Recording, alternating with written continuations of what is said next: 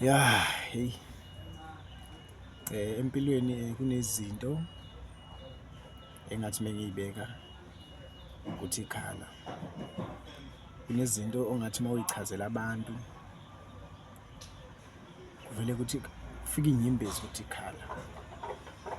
Mina kunezinto nje ey'ngakhulumeki kumina mengithi nje ngiyaqala ngithi ngiyayikhuluma vele kubuye inyembezi kuthiwa indoda kayikhali kodwa siyafika leso sikhathi sokuthi indoda uyibone ikhala kodwa ikhalela ngaphakathi, ubone ukuthi kunzima kodwa ikhalela ngaphakathi.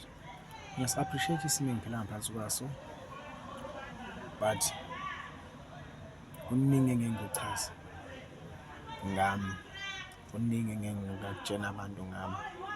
Nami ngingabhala incwadi ngami, ngingavele ngiphabhlishe incwadi ngami ukuze ngifike lapho engikhona namhlanje. Ngibe nama-challenges amaningi empilweni, challenges .